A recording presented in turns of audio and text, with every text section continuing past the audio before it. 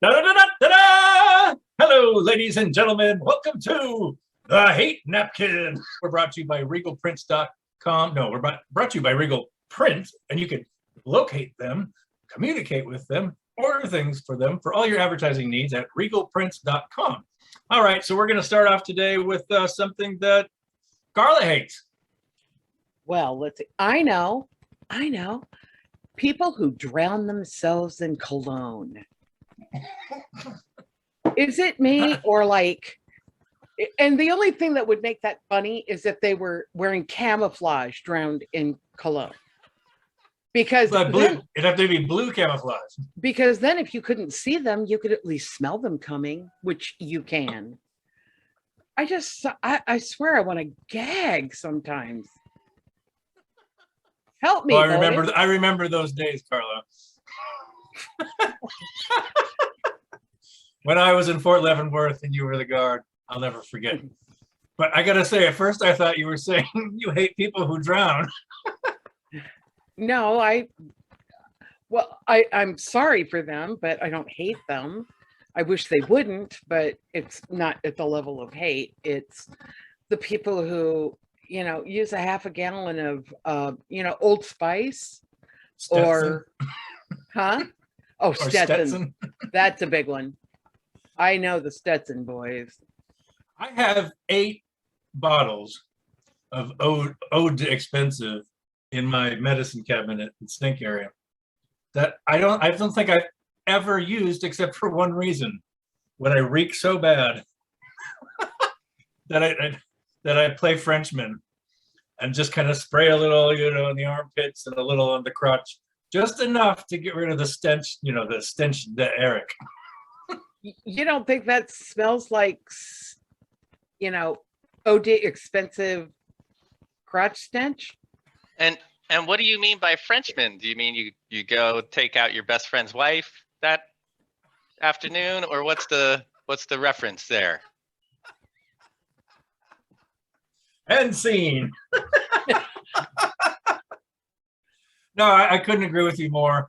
But I feel the same way about perfume too. Yeah, it's the same thing. Cologne and perfume, it's all the same thing. Right. I've got a bottle of Calvin Klein in the cabinet, and I don't go anywhere anymore, so it doesn't. It'll probably go bad before I. Listen, I'm making goulash today. Spritz, spritz, spritz, spritz. No, it's not like that. But it was something I used to, put a spritz or two on before I went to work. But I wasn't like running people out of the store. The last 3 dates I went on, I didn't put on anything. And she was very offended and said, "Put on some pants, you asshole." Pauly, you got one? Yes. People who talk about their chakras. Like if they're like, "Oh, don't drink that cup of coffee. That's bad for your solar plexus chakra," or just talking about the chakras. Okay, we have enough made up things in the world. Just let me have my heart have a kickstart cup of coffee. Okay, there's yeah. I would think not having a cup of coffee would be dangerous for their chakras. Yes, I gave up. As we all know, since last episode, I gave up chakras forever. I'm now. My name is Arik, and I'm a recovering chakra. That's good for your chakras. But don't confuse chakras and the chakra, okay? Because I think you almost did that. We want to keep those very separate. I've never seen Carla turn that red. She's matching. It's all fun and games until the taser comes out. She's by the way, she's matching the Cat Noir French poster in the background. Okay, I've got a question for the group. Once in a while, we like to throw out a brain teaser, off the cuff, impromptu. All right, and I'm not gonna answer this first. Pauly, let's go with you. The question is, if there was one food you had to put on the hate napkin, what would it be? Maybe lima beans. I think there's many other beans that have nutritional value that don't taste like vomit, and have the texture of eating vomit as well, with like That's good. as if it was wrapped in a plastic, as like a chewy plastic cover around the lima bean. And I think I don't even remember what they smell like, because I think it's part of my childhood trauma when I had a lima bean. I think everyone has childhood trauma, but mine would be that having to eat lima beans. It's pretty cruel. It's even worse as lima bean juice. I didn't know that was a thing, and that's just put that up there. Put them both on the hate napkin. With right? webinars?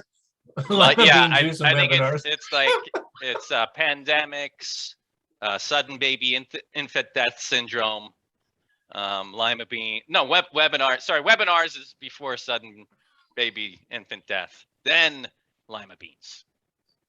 Have you ever opened up like a Tupperware container that had lima beans in it that you forgot were there? Oh. Let's have a moment of silence, ladies and gentlemen. No, because none of us are stupid enough to make lima beans. Yeah. It used to be it was my daughter's favorite vegetable when she was a little kid. So occasionally I'd have like a little Tupperware container hidden, tucked away in the back, and I'd open it up and it would just be like, it was lima bean mash.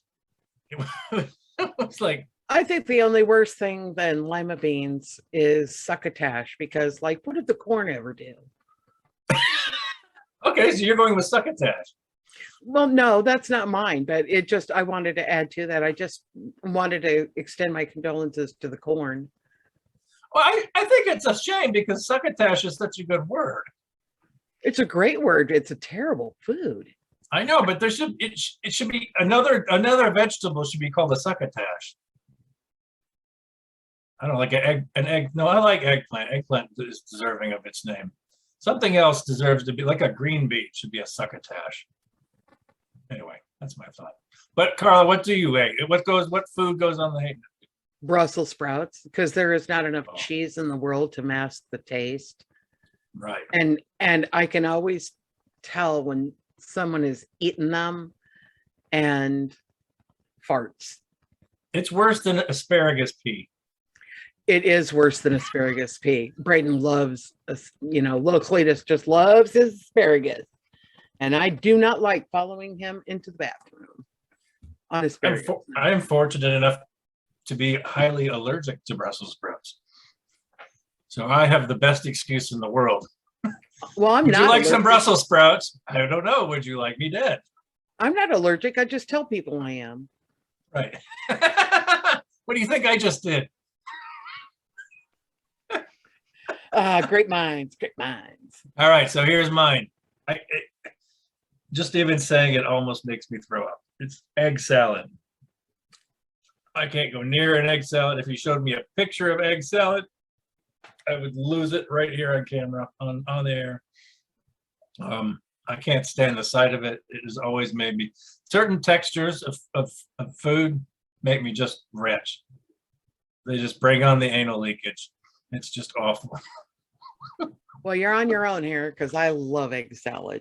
Oh, I'm going to probably get like a Tupperware container in the mail from Burnt Korn. Oh, I think you can count on it. It's going to be like an egg salad parfait. See, because I may be part of the hate crew, but I am a giver. So again, Fort Leavenworth. But yeah, it's all right. So how about this? Can you imagine a dish that had lima beans, egg salad, and Brussels sprouts in it? Oh, God.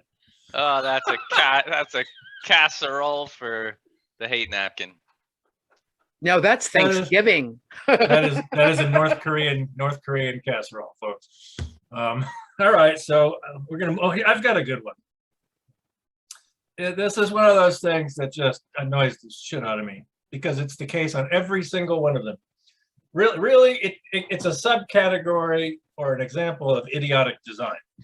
I hate idiotic design, but there's so many examples of that. That's almost what this show is all about. And it starts with God and, and the earth A human. and pain, the problem of pain. But what I hate are switches, on-off switches on lamps. Nobody ever puts the on-off switch in an easy place to reach. Either it's attached to the cord halfway, 3 feet away from the lamp, and it's sitting on the floor behind a dresser, and impossible to you sprain your back to get to it, or it's jammed up the lampshade right next to the light bulb, such that you sprain your wrist turning it on and immediately burn yourself because your finger was on the light bulb. I mean, can't they just think of the tens of thousands of lamps that are manufactured, and nobody ever thinks we should put the switch in a convenient place for human beings to turn it on and off? You mean like a toggle switch on the base or something? Well, a switch can be put anywhere. Like, I mean, it's an electrical. You can put that switch anywhere. It doesn't. You don't have to put it up inside the lampshade. It's insane. That is insane. Burning your fingers on a light bulb because they can't. I think it's an intentional. It's meant to keep us down, I think. In the dark. So light switches are from the man. I think. Right. I think. The Illuminati came up with this, and the Illuminati said, right. Light switches make people burn their fingers. Well, somebody around the table said, "Hey, we're the Illuminati.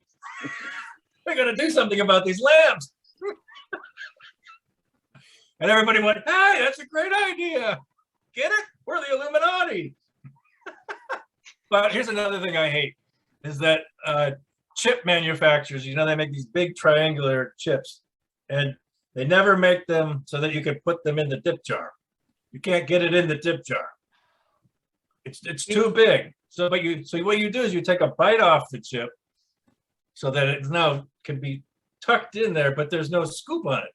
There's no scoop on the chip. So you're just dipping it, and you don't get any of the yummy, little tidbits of salsa in there. But then Tostitos came up with the scoops, which revolutionized fatness forever. He's talking to you, Doritos.